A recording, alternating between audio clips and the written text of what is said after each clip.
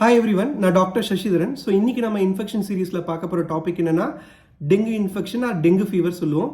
So இது நம்ம ஊருக்கு வந்து ரொம்ப காமனான ஒரு இன்ஃபெக்ஷன். அதுவும் முக்கியமாக இந்த வின்டர் சீசன் சொல்லுவோம். அக்டோபர், நவம்பர், டிசம்பரில் ரொம்ப அதிகமாக ஸ்ப்ரெட் ஆகிற ஒரு இன்ஃபெக்ஷன்.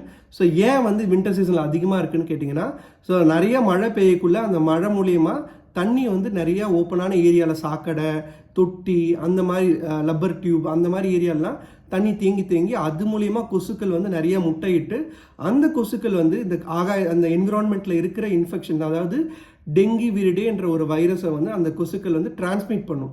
நம்ம உடம்புல வந்து அந்த கொசு கடிக்கக்குள்ள அந்த வைரஸை வந்து நம்ம உடம்புக்குள்ளே செலுத்தி அது மூலிமா இந்த டெங்கு வைரஸ் இன்ஃபெக்ஷனை நம்ம உடம்புல காஸ் பண்ணுது. சரிங்க சார், இது வந்து டெங்கு இன்ஃபெக்ஷன் இருந்தால் எங்கள் உடம்புல என்னென்ன சிம்டம்ஸ் வரும்னு கேட்டிங்கன்னா, ஸோ மெஜாரிட்டி டைம் டெங்குன்றது ஒரு வைரஸ்ன்றதுனால ஃபஸ்ட்டு ஃபீவர் கண்டிப்பாக வரும். ரொம்ப ஹைக்ரேட் ஃபீவர் அடிக்கும். 3 நாளைக்கு ஃபீவர் அடிச்சுக்கிட்டே இருக்கும்.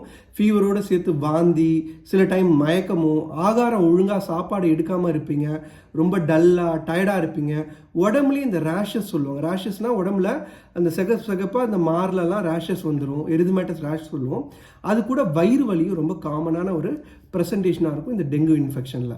சரிங்க சார், இந்த சிம்டம்ஸ்லாம் எங்களுக்கு இருந்தது, இது நாங்கள் தெரிஞ்சுக்கிறது எப்படி நெக்ஸ்ட் டாக்டர்கிட்ட போகிறது கேட்டிங்கன்னா, ஸோ ஒன்ஸ் இந்த டெங்கு இன்ஃபெக்ஷன் இருக்கிற இந்த சிம்டம்ஸ்லாம் உங்களுக்கு இருக்குன்னா உடனடியாக நீங்கள் டாக்டர்கிட்ட போகணும். அவங்க உங்களை டெஸ்ட் பண்ணிவிட்டு சில குறிப்பிட்ட பிளட் டெஸ்ட்லாம் எடுப்பாங்க. யூஸ்வலாக டே 4க்கு மேலே ஃபீவர் இந்த மாதிரி அதிகமாக இருக்கக்குள்ள அவங்க என்ன பண்ணுவாங்க, குறிப்பிட்ட சில டெஸ்ட்லாம் எடுப்பாங்க. டெங்குக்குரிய டெஸ்ட்டுன்னு பார்த்தீங்கன்னா வந்து பிசிவின்னு சொல்லுவோம். இது பிளட்டில் எந்த அளவுக்கு கான்சன்ட்ரேஷன், பிளட் எந்த அளவுக்கு நீங்கள் ஆகாரம்லாம் ஒழுங்காக எடுக்காதனால உங்கள் பிளட் வந்து ரொம்ப திக்காக உறைஞ்சிருக்குன்னு சொல்லுவாங்க. அதாவது ஹீமோ கான்சன்ட்ரேஷன்.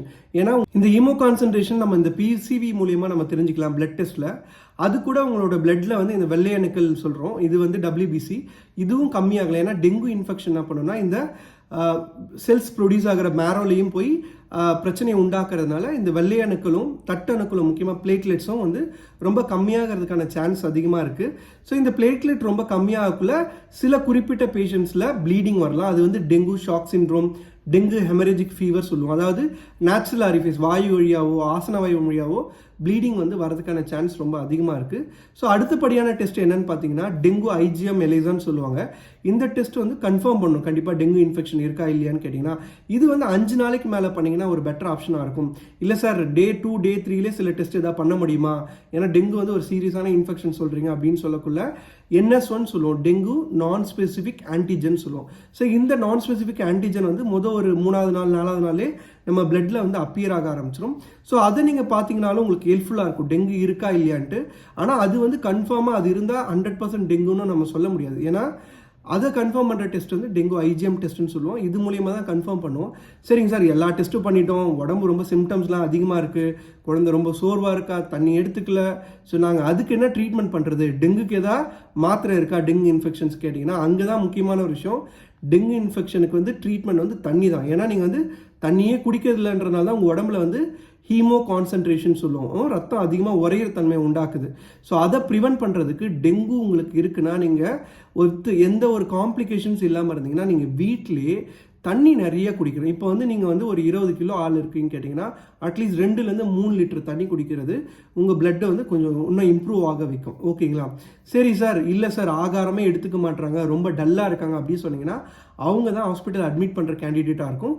கூட இந்த தட்டணுக்கள் வந்து, அதாவது இந்த பிளேட்லெட் வந்து 1,00,000லேருந்து 50,000 கீழே ஃபாஸ்ட்டாக கீழே இறங்கிக்கிட்டே வந்துச்சுன்னா அவங்களே நீங்கள் ஹாஸ்பிட்டல் அட்மிட் பண்ணி ஆகாரம் ஒழுங்காக இல்லைன்னாக்குள்ள நரம்பு வழியாக ஐ ஃப்ளூயிட் ஏற்றி அது மூலயமா உங்களுடைய இந்த பிசிவின்னு சொல்லுவாங்க, ஹீமோ கான்சன்ட்ரேஷன் ஆகிறத தடுக்கிறத மானிட்டர் பண்ணுறது தான் டாக்டரோட மேஜரான ஜாபாக இருக்கும். சரி சார், இதுக்கு எதாவது குறிப்பிட்ட இப்போ இந்த ஆன்டிபயோட்டிக்லாம் சொல்கிறீங்களே, அந்த மாதிரி எதாவது எங்கள் டெங்கு இன்ஃபெக்ஷனுக்கு எதாவது ஆன்டிவைரல் இருக்கான்னு கேட்டிங்கன்னா கண்டிப்பாக வந்து ஒரு ஸ்பெசிஃபிக்கான ஆன்டிவைரல் கிடையாது. வேக்சினேஷன்ஸ் வந்து இன்னும் நிறைய ட்ரையல்ஸ் போயிட்டுருக்கு.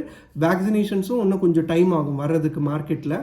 பட் அதுக்கு ஒரு அப்சல்யூட் ட்ரீட்மெண்ட் என்ன கேட்டிங்கன்னா தண்ணி தான், ஆகாரம் தான், நீர் ஆகாரம் தான் டெங்குக்கு ஒரு மேஜரான ட்ரீட்மெண்ட்.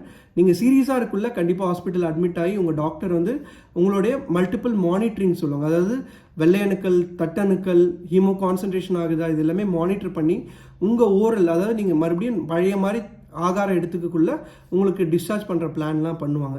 சரி சார், இது எப்படி நம்ம ப்ரிவென்ட் பண்ணுறது, டெங்கு எங்களுக்கு வராமல் இருக்க நாங்கள் ப்ரிவென்ட் பண்ணணும், அது எப்படி சார் கேட்டிங்கன்னா நான் சொன்ன மாதிரி தான். டெங்கு எதனால் வருது, நிறைய கொசுக்கள் உற்பத்தி ஆகிறதுனால மழை காலத்தில் டெங்கு இன்ஃபெக்ஷன் வந்து வேகமாக பரவுது.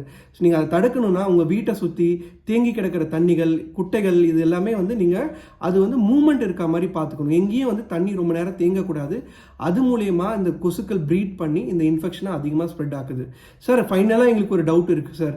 இந்த டெங்கு இன்ஃபெக்ஷன்லாம் சொல்கிறீங்க, இது வந்து கொசு ஒரு மனுஷனை கடிக்குது, அந்த மனுஷன்லேருந்து எங்களுக்கு பரவுமா? இப்போ எங்கள் வீட்டில் வேறு யாருக்கோ டெங்கு இன்ஃபெக்ஷன் இருக்குது, அவங்ககிட்டேருந்து எங்களுக்கு நான் அவங்க கூட இருக்கனால பரவுமான்னு கேட்டிங்கன்னா, டெங்கு இன்ஃபெக்ஷன் வந்து கொசுக்கள்லேருந்து மனிதர்களுக்கு பரமே தவிர மனிதர்கள் ஒரு மனுஷங்ககிட்டேருந்து இன்னொரு மனுஷங்களுக்கு இந்த டெங்கு இன்ஃபெக்ஷன்ஸ் பரவாது. அதனால நீங்கள் பயப்பட தேவையில்ல. நீங்கள் பண்ண வேண்டியதெல்லாம் உங்கள் வீட்டை சுற்றி தண்ணி தேக்கங்கள் இருக்குது, அது குட்டையில் தண்ணி தேங்கி இருக்குது, இல்லைனா உங்கள் வீட்டில் இருக்க இந்த ரப்பர் டியூப் அந்த மாதிரி தண்ணி தேங்கி இருக்கிறதுலாம் நீங்கள் வந்து க்ளீன் பண்ணி சுகாதாரமாக வச்சுக்கிட்டாலே நம்ம இந்த மாதிரி இன்ஃபெக்ஷன், அதாவது இன்ஃபெக்ஷன் ரிலேட்டட் வர டிசீசஸை நம்ம வந்து ரொம்ப ஈஸியாக நம்ம வந்து ப்ரிவென்ட் பண்ணுற மாதிரி இருக்கும். ஸோ உங்களுக்கு டெங்கு இன்ஃபெக்ஷன் ரிலேட்டடாக வேறு ஏதாவது சந்தேகங்கள் இருக்குது, அதை பற்றி நீங்கள் கேட்கணுன்னாலும் நீங்கள் கமெண்ட் பாக்ஸில் மென்ஷன் பண்ணலாம். நம்ம டீட்டெயிலாக அதை பற்றி டிஸ்கஸ் பண்ணலாம். So until then bye from doctor Sasitharan.